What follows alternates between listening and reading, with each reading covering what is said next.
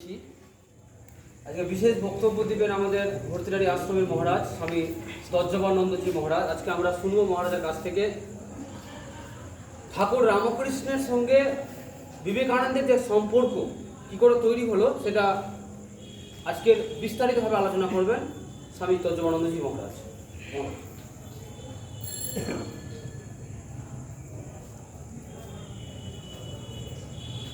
সর্বপ্রথমে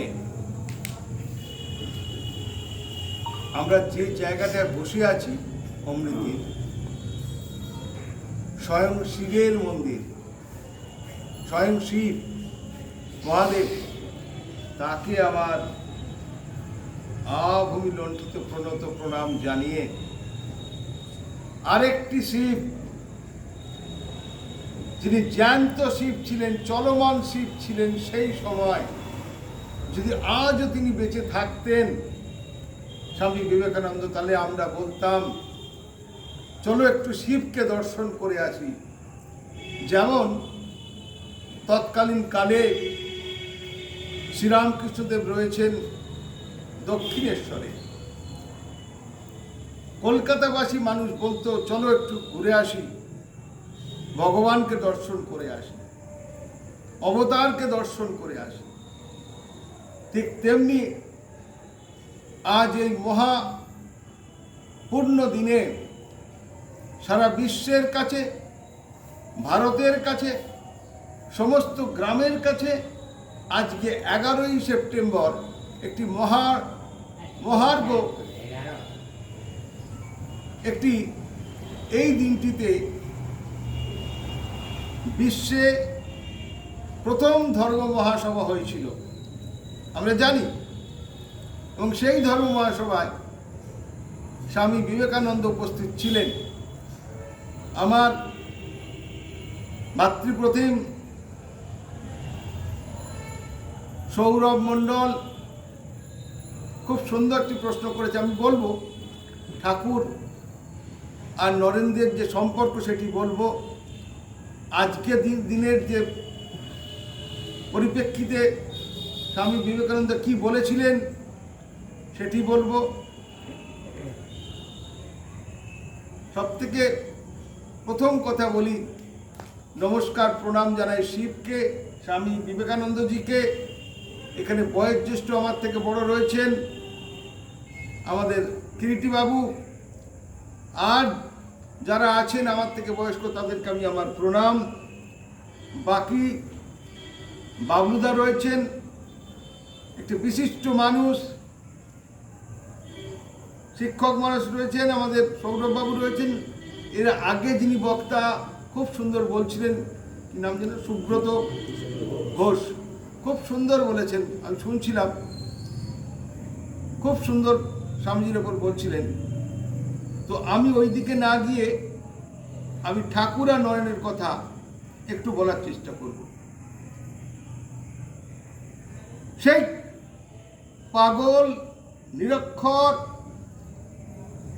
মুহুর্মুহু সমাধি হওয়া সেই মানুষটা, যার নিজের কাপড়ের ঠিক থাকতো না। আবার যখন ঈশ্বরচন্দ্র বিদ্যাসাগর মহাশয়ের কাছে যাচ্ছেন কলকাতায়, আমরা যারা কথামৃত পড়েছি, যারা শুনছি, বা যারা অনুপুঙ্খ লেখক, বা যারা দর্শন নিয়ে চর্চা করছে, তাদের মুখ থেকে আমরা শুনছি, যারা গবেষক তাদের মুখ থেকে আমরা শুনছি, জানছি ঠাকুর আর মাস্টারমশাই শ্রীম, তারা দুজনেই যাবে আমাদের ঈশ্বরচন্দ্র বিদ্যাসাগর মহাশয়ের কাছে। ঠাকুর এদিকে নিরক্ষর, এদিকে তার পাগলামি আছে, মুহুর্মুহু সমাধি হচ্ছে। সেই মানুষটা এত পরিপাটি ছিল, তিনি মাস্টারমশাইকে জিজ্ঞেস করছেন, বিদ্যাসাগর মহাশয়ের বাড়ি যাব, আমার কোটের বোতামটা খুলে গেছে, বলছি, বারবার বলছি, এই জানো আমার কোটের বোতামটা খুলে গেছে। আচ্ছা, উনি তো পণ্ডিত মানুষ, উনি এটা দেখে কিছু আমাকে, আমি মূর্খ মানুষ, আমায় কিছু বলবে না তো? কাকে বলছে? সীমাকে বলছে। সীমা কি উত্তর দিলেন? সীমা বলছেন, আপনার দোষ কে ধরবে? আপনার কোনো দোষই নেই, আপনার দোষ হতে পারে না, মাস্টারমশাই বলছেন। আর উনি বলছেন, আমি তো মূর্খ মানুষ, আমি তো কিছু জানি না বাবু, একটা কোট একজন দিয়েছে তো পড়েছি। কি সহজ সরল ভগবান শ্রীরামকৃষ্ণ! সহজ সরল না হলে ঈশ্বরকে পাওয়া যায় না। তিনি অবসার ছিলেন, ঈশ্বরকে দর্শন করেছেন। যাই হোক, সেই নরেন্দ্রনাথ, কোন নরেন্দ্রনাথ? তখন তার বয়স 18 কি 19 বছর বয়স। খাপ খোলা তলোয়ার, শ্রীরামকৃষ্ণ বলছেন। বলছে জিতেন্দ্রীয়, বলেছে বিয়ে করবে না, গাইতে বাজাতে পটু, রাঙা চক্ষু, নানান ব্যাখ্যায়িত করছেন মাস্টারমশাই নরেন্দ্র সম্পর্কে।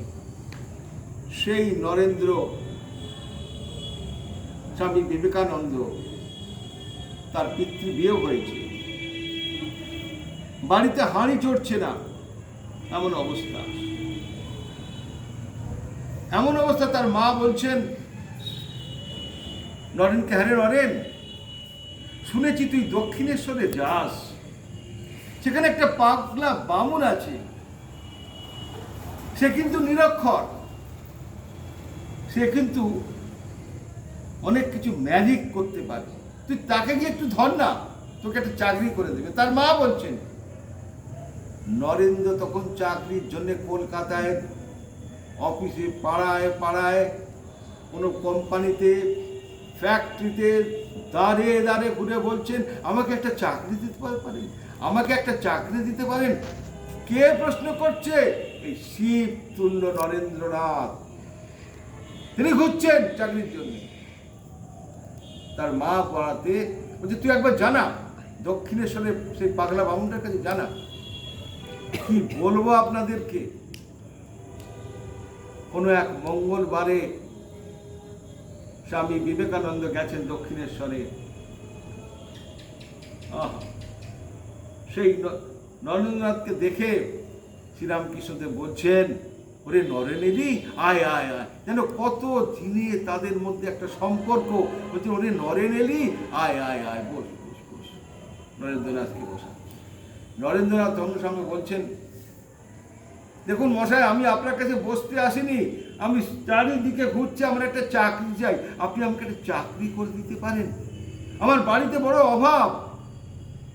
নরেন্দ্রনাথ বলছেন, আমার বাড়িতে বড় অভাব, আমরা দুমুঠো খেতে পাচ্ছি না, আমাদের অনেকগুলো মেম্বার বাড়িতে, আপনি আমাকে একটা চাকরি করে দিন। আমি সেই জন্য আমার মা পাঠিয়েছে, আমি আপনার কাছে এসেছি, একটা চাকরি করে দিন। ঠাকুর কি করলেন? মিরাকেল, হিপনোটাইজ করলেন। ঠাকুর নরেন্দ্রনাথকে বললেন, যা না যা, আজ মঙ্গলবার, খুব ভালো দিন, তুই মা কালীর কাছে যা চাইবি তাই পাবি। কি চাইলেন তিনি? এটাই আমাদের সারা ভারতের মানুষের প্রশ্ন, একটাই আমাদের প্রশ্ন। সেই প্রশ্ন তো ওই আমার মধ্যে জাগিনি, আমি জানি না আপনার মধ্যে জেগেছি কিনা।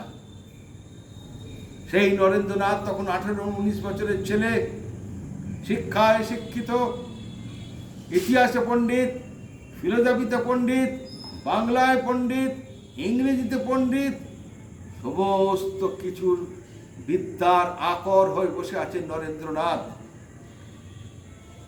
তিনি এক পা দুপা করে সেই দক্ষিণেশ্বরে মা কালীর ঘরে গেলেন। গায়ে কাঁটা দিচ্ছে চিন্তা করতে গেলেই। কি বললেন তিনি? কি চাইলেন তিনি? এটাই তো আমাদের প্রশ্ন। কি চাইলেন স্বয়ং মা কালীর কাছে? বললেন 4টি জিনিস। বলছেন, মা আমায় জ্ঞান দাও। কি আবেগের নিয়ে বলছেন, আমায় ভক্তি দাও, আমায় বিবেক দাও, আমায় বৈরাগ্য দাও। নরেন্দ্রনাথ চাকরির কথা বলতে পারেননি মা কালীর কাছে দাঁড়িয়ে, আর ওদিক থেকে হিপনোটাইজ করছেন ভগবান শ্রীরামকৃষ্ণদেব, যে মা তুই নরেন্দ্রের মনটাকে ঘুরিয়ে দে, চাকরির কথা তুই বলতে দিস না। এই হলো তাদের সম্পর্ক। আমাকে মাস্টারমশাই বললেন সম্পর্কের কথা, নরেন্দ্রনাথের সাথে স্বামী বিবেকানন্দের সম্পর্ক। শ্রীরামকৃষ্ণদেব হিপনোটাইজ করে নিলেন মা কালীর কাছে প্রার্থনা করে যে নরেন্দ্রকে জানো তোমার কাছে চাকরির কথা না বলে, চাইলেন আমায় জ্ঞান দাও, বৈরাগ্য দাও, আমায় ভক্তি দাও, আমায় বিবেক দাও। তিনি কি বিবেকহীন ছিলেন না? এই হলো স্বামী বিবেকানন্দের সাথে নরেন্দ্রের। আর ঠাকুর খুব আনন্দ করছেন, খুব আনন্দ যখন আসছে বলে, হ্যাঁ রে নরেন্দ্র তুই কি চাইলি রে, কি চাইলি বল বল বল একবার শুনি। তখন নরেন্দ্রের চোখে জল, বলছে ঠাকুর কি চাইবো, আমি চাইতে পারিনি, বাড়িতে খুব অভাব, আমি বললাম আমায় জ্ঞান দাও, ভক্তি দাও, বিবেক দাও, আর বৈরাগ্য দাও। ঠাকুর ঠাকুরের ঠাকুর আমি জানি রে, আমি জানি তুই তুই এইগুলোই চাইবি, এটা আমি জানি, আমি তো জানি। ঠাকুর বলছে এইটাই সম্পর্ক। কই আমরা তো পারছি না, আমরা তো একটা গাড়ি চাইছি, একটা ফ্ল্যাট চাইছি, একটা 10 লক্ষ 20 লক্ষ টাকা চাইছি, আবার কেউ কেউ যাদের বিয়ে হয়নি বলছে আমাকে একটা সুন্দরী বউ জোগাড় করে দাও। এই তো আমাদের রীতি নীতি, সকলের মনে তাই, এটাই চাইছি। যাই হোক, সেই নরেন্দ্রনাথ বড় হলো, অনেক পরে মাঝে ইতিহাস আছে, অত ডিটেলসে আমি যাব না। আজকের দিনটার যে তাৎপর্য সেইটা বলি, ভালো লাগবে। নরেন্দ্রনাথ তখন আমেরিকায় 11ই সেপ্টেম্বর ঠিক সকাল 10টায় আমেরিকায় সেই কলম্বাস হলে সারা বিশ্বের তাবড় তাবড়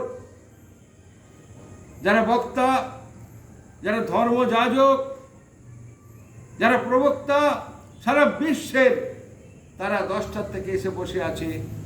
তারা কেউ স্বামী বিবেকানন্দকে চেনে না। আর বিবেকানন্দ অর্বাচীন একটা সাধু, একটা গেরুয়া আলখাল্লা পরে বসে আছে একটা সাইডে। একে এক করে ধর্মযাজক যাচ্ছে, তারা তাদের ধর্মের কথা, তাদের জ্ঞানের কথা, তাদের সম্প্রদায়ের কথা সব বলছে। আর যে প্রেসিডেন্ট ছিল মিস্টার ব্যারোজ, তিনি বারবার সকাল থেকে স্বামীজির কাছে এসে বলছে, স্বামীজি এবারে আপনাকে বলতে হবে। স্বামীজি ভয় পাচ্ছে, স্বামীজির মতো স্বয়ং শিব, সমস্ত শব্দের, সমস্ত জ্ঞানের আকর স্বামী বিবেকানন্দ। তখন বলছে এখন আমি বলতে পারছি না, আমি দেখছি আমি দুপুরটা বলবো। এরম করে করে তিনবার যখন স্বামী বিবেকানন্দকে তিনি যে ফিরিয়ে দিয়েছেন, বেলা 3টে যখন বেজেছে, তখন আবার প্রেসিডেন্ট এসে বলছে, স্বামীজি এবার আপনি বলুন, নতুবা এই এত লোক হল ভর্তি বসে আছে যে ভারতের এই অর্বাধীন সাধুর কাছ থেকে কিছু শুনবে।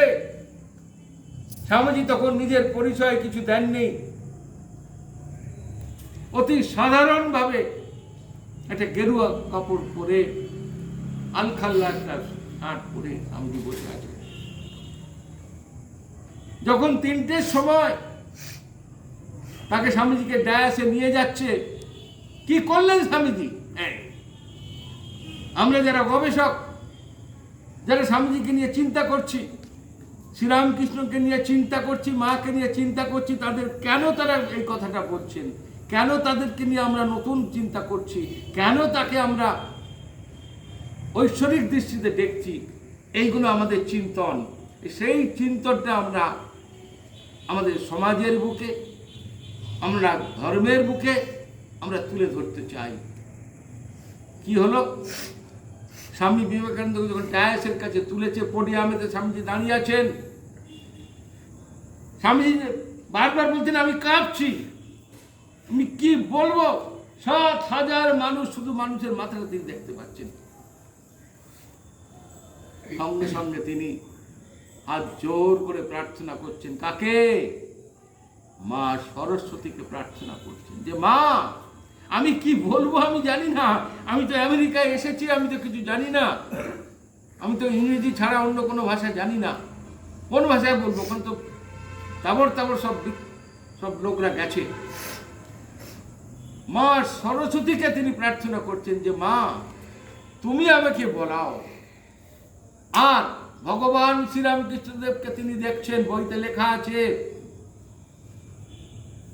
বলছেন স্বামীজি ব্যাখ্যা করেছেন, বলছে আমি যখন পোডিয়ামে দাঁড়িয়ে আছি, আমি দেখছি একটা লাইট আসছে, জ্যোতির্বলয় বাংলাটা রয়েছে, একটা জ্যোতির্বলয় একটা সেই হলের কোণ থেকে এগিয়ে এগিয়ে এগিয়ে আসছে। One light is coming coming becoming and inside in my heart, ইংরেজিতে লিখেছে।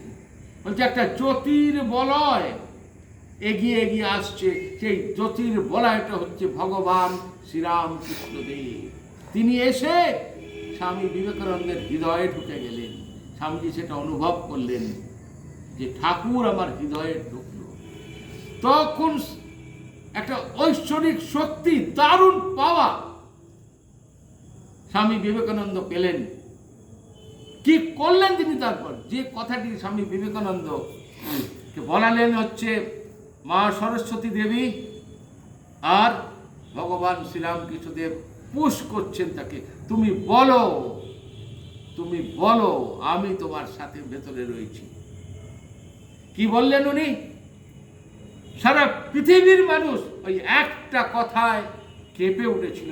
2 মিনিট ধরে শুধু হাত ফেলে দিয়েছিল আমেরিকার বসে সমস্ত মানুষ, একজন দুজন নয়, 7,000 মানুষ হাত ফেলে দিয়েছিল। কি কথা, কি এমন কথা স্বামীজি বলেছিলেন? একটি কথা বলেছিলেন, sisters and brothers of America. এই একটি কথা, sisters and brothers of America. কেউ বলেনি ওখানে, একমাত্র স্বামী বিবেকানন্দ বলেছেন sisters and brothers of America. ওই একটা কথায় সারা বিশ্ব কেঁপে উঠেছিল। কেন তিনি বলেছিলেন? এইটা আমাদের গবেষণার প্রথম প্রশ্ন। কেন? উনি তো সবাই যেটা বলছেন, brothers and sisters of America বলে সবাই বলছে। তিনি বললেন, তিনি দেখালেন শ্রীরামকৃষ্ণদেব এই যুগে, এই কালে তিনি মাতৃভাবের জাগরণ করেছিলেন। তার যে নিজের স্ত্রী, যে ভোগ্য বস্তু আমরা জানি সবাই, সেই ভোগ্য বস্তুকে তিনি পুজো করেছিলেন আর বলেছিলেন ভোগ নয়, ভোগ নয়, ত্যাগ নৈক অমৃতত্ব মানসুহু। যে কথা বেদে আছে, শ্রীরামকৃষ্ণদেব বেদময়, জ্ঞানময়। তাই আমরা তাকে সবাই, সমস্ত মানুষ, ভারতের মানুষ যখন বুঝতে পেরেছি, এখন আমরা সবাই তাকে আমরা পুজো করি। স্বামীজিকে আপনারা মালা করিয়েছেন কেন? না, তার যে গুণ, সেই গুণের জন্য আমরা তাকে শ্রদ্ধা করি, প্রণাম করি। সেই স্বামী বিবেকানন্দ সেখানে কেন বললেন? না, ঠাকুর নিজে শিখিয়েছেন যে মাতৃভাবের জাগরণ আমি করেছি, তুই সারা পৃথিবীর বুকে তুই মাতৃ জাগরণ কর, sisters and brothers of America বলে। তাই স্বামী বিবেকানন্দ বললেন sisters and brothers of America. অন্য কোনো চিন্তা করে স্বামীজি বলেননি। এই তার গুরু যে তার শিশু মাকে যে পুজো করেছিলেন, সেই জন্যে সারা পৃথিবীর মানুষকে স্বামীজি এইভাবে বললেন। আর সেখানে আর কি বললেন? সেখানে কিন্তু শ্রীরামকৃষ্ণের কথা স্বামী বিবেকানন্দ বলেননি। তিনি বললেন ধর্মের কথা, তিনি বললেন বেদান্তের কথা, তিনি বললেন মানুষকে ভালোবাসো, মানুষই ঈশ্বর। বলছেন প্রেম, প্রেম এইমাত্র ধন। আর সহায়তা, একে অন্যের প্রতি সহায়তা, বিবাদ নয়, হিংসা নয়, একে অপরকে আলিঙ্গন করতে শেখো, প্রেম দিতে থেকো। সেই আমেরিকায় গিয়ে বলছেন, সবটা ইংরেজিতে বলেছেন, আমি তার বাংলাটা এখানে বলছি। বলছে যদি আমরা ভারতবাসীরা মানুষকে ভালোবাসতে পারি, উপনিষদ বলছে শ্রদ্ধয়া ধেয়ম অশ্রদ্ধয়া অধেয়ম হিয়া ধেয়ম শ্রিয়া ধেয়ম। এটা বেদে আছে, উপনিষদে আছে। যদি আমি আপনাকে শ্রদ্ধা না দিই, আপনি আমাকে শ্রদ্ধা দেবেন? অশ্রদ্ধয়া অধেয়ম, আমি যদি আপনাকে শ্রদ্ধা না দিই, আপনি শ্রদ্ধা দেখাবেন না। এটা নিয়ম, আইনার মতন সব কিছু। তাই সেই আমেরিকায় স্বামী বিবেকানন্দ সকলের উদ্দেশ্যে বলছেন এক ছাতার তলায় সবাইকে আসতে বলছেন। বলছেন যেটি শ্রীরামকৃষ্ণদেব বলেছেন, ধর্মের কথা বলছেন, যত মত তত পথ, মতই হচ্ছে পথ। অনেক প্রতিষ্ঠান থাকবে, 5টা আঙুল যেমন আমাদের সময় নয়, 5টা আঙুল তো সমান নয়, 5 রকম, ঠিক তেমনি ধর্মের মধ্যেও ঠিক তাই। বলছে বিবাদ নয়, সবার ঘড়ি তার মতন চলছে, তুমি তোমার মতন শান্তিতে সুখে চলো, সবাইকে নিয়ে আনন্দ। উপনিষদ বলছে আনন্দে বেজানাত, আনন্দ ইমানি খোলু ধামানি, তো বেজে আছে, উপনিষদে আছে। তো আমি কি সংসার করতে এসেছি, পৃথিবীতে এসেছি কিন্তু ঝগড়াঝাটি করতে, মারপিট করতে, দাঙ্গা করতে? না, আমি এসেছি পরস্পরের মধ্যে মহামিলন, আলিঙ্গন, প্রেম দিতে। স্বামীজি বলছেন আচণ্ডালে প্রেম দাও। যাই হোক, আজকের এই বিশেষ দিনে আমার এই বিশেষ কথাটি, আমরা মানুষ হয়ে মানুষকে ভালোবাসবো। খুব সুন্দর আমাদের বাবুদা কথা বলছেন। আমরা গ্রামে গ্রামে যাব, সেখানে মানুষকে জাগাবো। চেতনার উন্মেষ বলে একটা কথা আছে।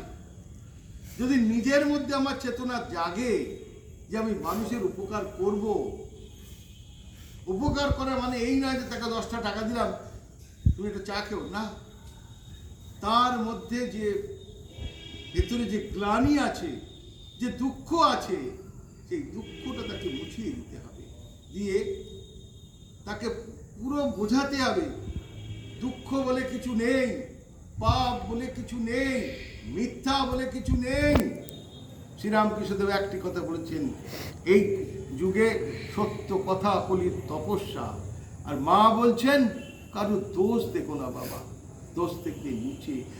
আর স্বামী বিবেকানন্দ বললেন বি অ্যান্ড মেক। আগে তুমি নিজে তৈরি হও। আমি যখন নিজে তৈরি হব তখন লোকে আমাকে দেখে সবাই শিখবে, ওরাই তো এই মরা কি সুন্দর, এ লোকটা এত সুন্দর ব্যবহার করছে, তো আমি কেন করতে পারবো না? এই আমি কেন ভালো হব না, এইটি হচ্ছে সব থেকে বড় প্রশ্ন আমাদের। আমাকে ভালো হতে হবে। স্বামীজি বলছেন তোমাকে ভালো হতে হবে। তো আমরা যদি সবাই মিলে, বাবুদা যেটা বলছেন, আমার বাচ্চুদা রয়েছে, আমি সবাই নাম জানি না, অনেকেই মুখ চেনা, সবাই মিলে যদি আমরা গ্রামের মানুষের একটু কাছে গিয়ে তাদের যদি একটু ভালোবাসতে পারি, হয়তো আমরা 2 টাকা দিতে পারলাম না, একটু ভালোবাসতে হবে। এই ভালোবাসা জিনিসটার অর্থ আমরা ভুলে গেছি। স্বামীজি বলছেন প্রেম প্রেম এই মাত্র ধন, মানুষকে ভালোবাসো। ভগবান শ্রীরামকৃষ্ণদেব বলছে মান হুঁশ, অর্থাৎ বিচার করে চলতে হবে, বিচার করো, সৎ অসৎ বিচার করতে হবে। আর স্বামীজি বললেন এসো মানুষ হও, নির্ভীক হও, বীর্যবান হও। স্বামীজি বলছেন বীর্যবান হও, সাহস অবলম্বন করো। আর বলছেন পরহিতায় কাজ করো, নিষ্কাম ভাবে কাজ করো। এইগুলি যদি আমরা একটু যারা কাজ করব, তারা যদি ওইটুকু যদি আমরা ভাবতে পারি, আর আমরা যদি সবসময় নির্লোভ হতে হবে, লোভ থাকলে হবে না যে আমাকে ওখান থেকে কিছু পেতে হবে, না। কি পেতে হবে? ঈশ্বরকে জানার যে পথ, ঈশ্বরকে জানবো, তাকে ভালোবাসবো, এইগুলো যদি আমরা করতে পারি তাহলে জানবেন আমরা এগিয়ে যাব। আর স্বামীজি বলছেন চরই বেতি চরেই বেতি, নইলে আমাদের হাল কি হবে? সেটা কথামিতে অনেকভাবে গল্প আছে।